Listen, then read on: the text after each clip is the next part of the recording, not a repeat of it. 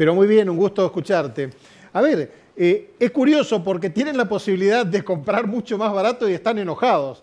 ¿Qué pasa en Uruguay con esta locura económica que vivimos los argentinos, este delirio económico que vivimos los argentinos? Sí, bueno, en realidad esta brecha cambiaria es la más grande desde hace 20 años. No se veía una diferencia cambiaria tan grande con Argentina. El fenómeno realmente, si bien no es nuevo, ahora sí se ha prolongado muchísimo en el tiempo y esto ha afectado sobre todo a los comerciantes del litoral.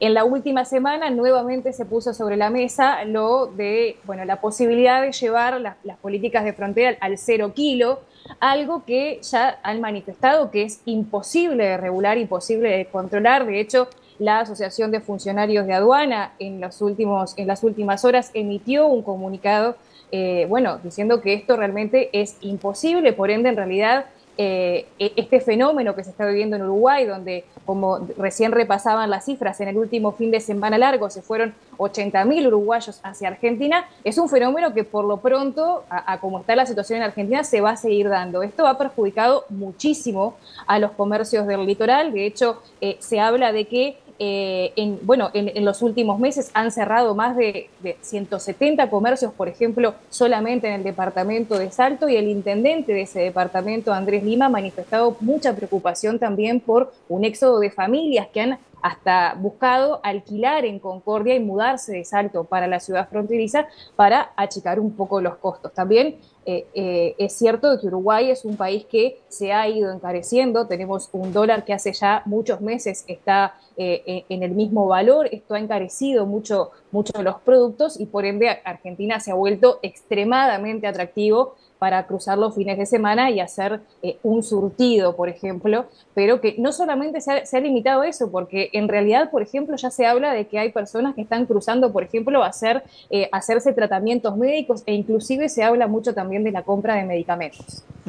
¿Cuáles son los rubros que más les favorece a ustedes? Sabemos que es el de los alimentos, uno, porque, a ver, los colegas entrerrianos fundamentalmente dicen los supermercados abarrotados de uruguayos, pero ¿qué otros rubros son muy baratos para ustedes? Por ejemplo, en la parte de lo que es perfumería y limpieza, las diferencias son abismales. Por ejemplo, artículos muy sencillos como pasta de diente y papel higiénico, por ejemplo, aquí son artículos que tienen son mucho más costosos. Acá una pasta de diente va desde 39 pesos a 225, y lo mismo pasa con un aceite, por ejemplo, que el aceite acá, por ejemplo, ronda los 200 pesos y en Argentina lo compramos a lo que serían 30 pesos nuestros. O sea, la diferencia realmente en algunos productos es de hasta 170%, 200%, y eso hace que valga mucho más la pena cruzar a comprarlo. Lo mismo pasa con el tema de los combustibles, que si bien han habido algunos intentos de políticas para bueno, descender, por ejemplo, algunos impuestos como el IMESI o por ejemplo, la reducción del IVA en algunos productos, bueno, todas como esas políticas muy menores que están tratando de aplicar no ayudan en realidad a lo macro, ¿no? A lo general, que es, por ejemplo, en estos productos de supermercado donde se nota más la diferencia y donde conviene más. Roxana, te consulto, ¿cuáles son los principales pasos fronterizos donde está cruzando la gente de Uruguay y qué limitaciones tienen ustedes de su lado en ese paso fronterizo? Nosotros tenemos altos controles para cruzar mercadería en las aduanas, ya sea al Paraguay, Uruguay, Brasil o cualquiera de los países limítrofes. Bueno, en realidad los controles, de hecho, bueno, tenemos los mismos, ¿no? La gente cruza mucho por Freiventos, después por el lado de Salto Concordia. Creo que en realidad esos son como los dos lugares, y después obviamente tenemos la parte del puerto de Colonia. Allí hay un puente marítimo, como quien dice, con una empresa que va regularmente a Buenos Aires. En realidad creo que los flujos por donde más circula la gente son esos tres pasos, ¿no? Digo, en el caso de la parte vehicular, sí creo que Freiventos y Concordia se han hecho como los lugares por donde fluye más gente. Allí se han visto larguísimas colas de hasta 4 kilómetros, gente que ha tenido 5 o 6 horas de espera para poder cruzar en los últimos fines de semana. Obviamente los controles, si bien son estrictos, también en esos fines de semana donde el flujo de gente es tan grande, también se tratan de hacer más ágiles. Claro. Ahora, esto que se vive entre Uruguay y Argentina, ¿cómo es entre, por ejemplo, Uruguay y Brasil? En la zona fronteriza entre Uruguay y Brasil, hay, después de Bella Unión, donde tenemos la triple frontera entre Montecaseros, Bella Unión y el Brasil. Barra do Quaraí. Sí, ahí en realidad, bueno, la situación es un poco, la brecha de precios no es tan grande como con Argentina, en realidad también nosotros allí tenemos un problema endémico también con el contrabando desde hace muchísimos años, en realidad Uruguay tiene ese problema con Brasil de la frontera, lo que se llama la frontera seca, donde ahí los controles inclusive son mucho más difíciles porque nos separa una calle, en realidad nos divide una calle, ahí se generan más problemas, pero la diferencia de precios no es tan notoria como lo que está sucediendo ahora con Argentina, entonces tanto en Rivera como por ejemplo en el Chuy, allí la gente capaz que sí compra un poco, pero en realidad no es, la diferencia es mucho más grande con Argentina y es mucho más atractivo cruzar a Argentina que en estos momentos a Brasil. Roxana, ¿o Argentina es muy barata o en Uruguay está todo caro? ¿Cómo sería la comparación ahí más o menos para poder entender entre un país y otro? Teniendo en cuenta que, por ejemplo, Susana Jiménez decide ir a vivir a Uruguay, Rodrigo Lucich decidió venir a radicarse en la República Argentina. Para más o menos poder entender la economía, ¿por qué los uruguayos deciden venir a Argentina y los argentinos deciden ir a vivir al Uruguay? Para la clase media uruguaya, Argentina está muy atractivo, está muy barato, porque los precios están, para los que somos de clase media, los precios están caros. Como te decía, una pasta de diente para nosotros, 200 pesos, 300 pesos, la verdad es que cada vez uno va buscando como las submarcas, ¿no? Las marcas cada vez uno ya no va capaz que a la marca más top, sino que va empezando como a bajar en las submarcas, termina comprando a veces los precios, por ejemplo, de todo lo que está en oferta. Eso pasa como en la clase media. Para la clase alta uruguaya, la que por ejemplo se radica en Punta del Este, capaz que sí, está caro Uruguay, pero me parece que son precios que los pueden, como que pueden convivir con ellos. Pero para la clase media Uruguay está muy caro, eso es real, y allí es donde Argentina se vuelve muy atractivo. Y lo que está sucediendo obviamente con Argentina es que da la sensación de que la clase alta argentina sigue prefiriendo venir a Uruguay, por ejemplo, a la zona de Punta del Este. También se está volviendo muy atractivo, me parece, para argentinos con poder adquisitivo alto, se está volviendo muy atractivo, por ejemplo, Colonia. Allí se está armando una gran colonia de argentinos, sobre todo de empresarios, que han visto como un polo muy atractivo en ese departamento. Así que en realidad me parece que la situación es un poco de las dos cosas, se combina un poco de las dos cosas. Si hablamos de medicamentos, ¿podemos hacer una comparación de medicamentos? ¿Es mucho más caro allá comprar medicamentos o cómo están?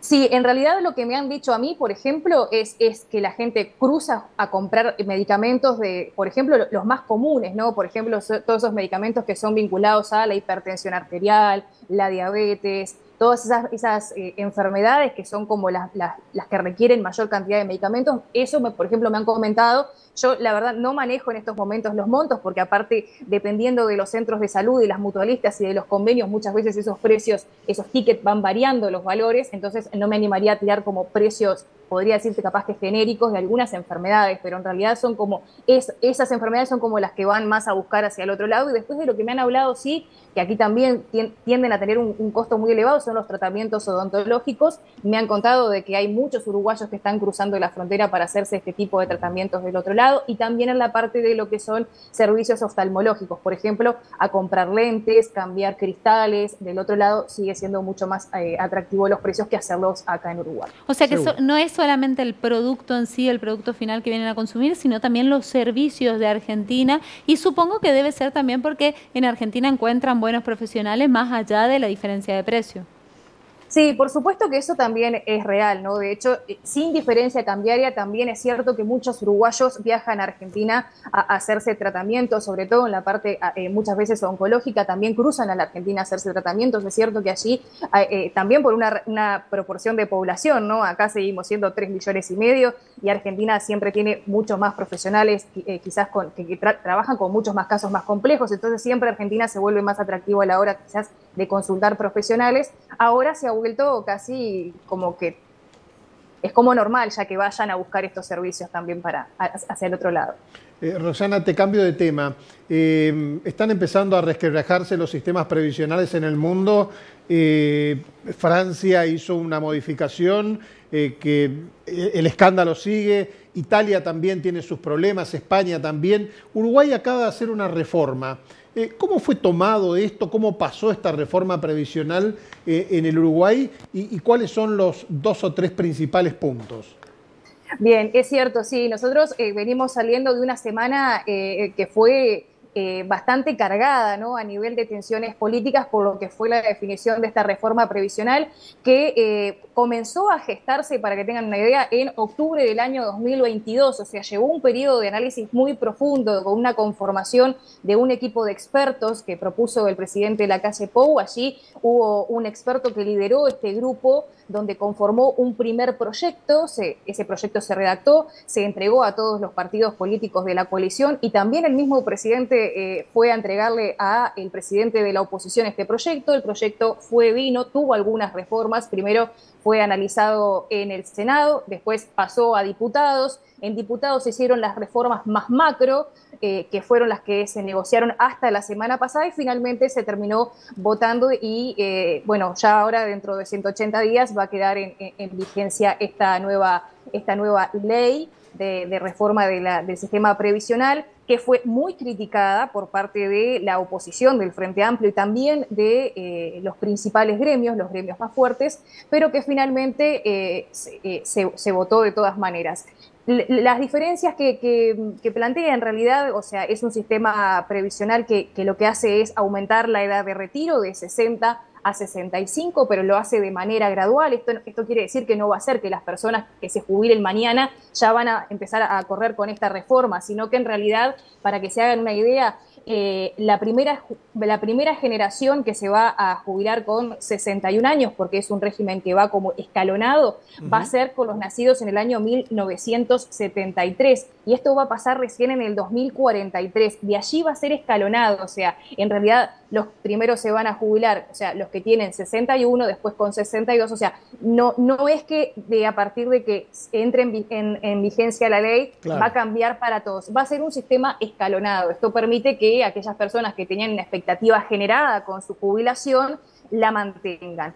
También, bueno, se confluye a un sistema mixto, finalmente, donde hay aportes a el Banco de Previsión Social, pero también se camina hacia un régimen mixto con las AFAP. Eso en realidad también fue una de las cosas que generó más rechazo con respecto a esta reforma, pero sí hay un adicional, y esto fue un complemento que se le aplicó a esta reforma, un adicional para las jubilaciones más bajas. Creo que de las cosas más novedosas que planteó la reforma es que también los jubilados van a poder seguir trabajando. Eso me parece que es un dato muy novedoso de la reforma. Se daba que muchas personas se jubilaban jóvenes, con 60 años, y continuaban trabajando porque se sentían vitales para poder hacerlo, y eso no generaba ningún aporte. Ahora esta reforma lo que plantea es que lo puedan seguir haciendo y esto va a seguir generando aportes. Eso me parece que es un complemento muy, muy rico que se le adjudicó a esta reforma. Realmente novedoso, este punto realmente es novedoso. La verdad que sí. También hubo algunas modificaciones en lo que tiene que ver con las pensiones a la viudez, también las pensiones por discapacidad, también pasan por allí. Hay un componente social muy importante dentro de la reforma, que fueron los 20 artículos que acompañó la oposición, el resto votó en contra, pero bueno, finalmente creo que los cambios más novedosos de esta reforma pasan por allí. No llegamos obviamente a los niveles de Francia, de conflictividad de Francia, que bueno, ellos tuvieron como huelgas muy generalizadas durante varios días y varias protestas. Aquí lo que hubo fueron una serie de paros, el último más grande fue un paro de transporte, y después el mismo día de la votación hubo algunas manifestaciones a las afueras del Palacio Legislativo, pero fueron en un tono mucho menor a lo que vimos, por ejemplo, en Francia. Y pacífico, fundamentalmente. Sí, por lo general las manifestaciones en Uruguay se dan como en ese tenor, siempre como en el conflicto, pero siempre dentro de la calma y el respeto también hacia el trabajo legislativo que se estaba llevando adentro del Palacio Legislativo. Seguro. Roxana, te agradezco muchísimo por tu tiempo, muy amable, excelente el informe que nos pasaste sobre la situación económica y este panorama que nos hiciste sobre la cuestión previsional, algo que tarde o temprano se va a tener que discutir aquí también en la Argentina. Es un tema demográfico, creo que ineludible para todos los países. Estamos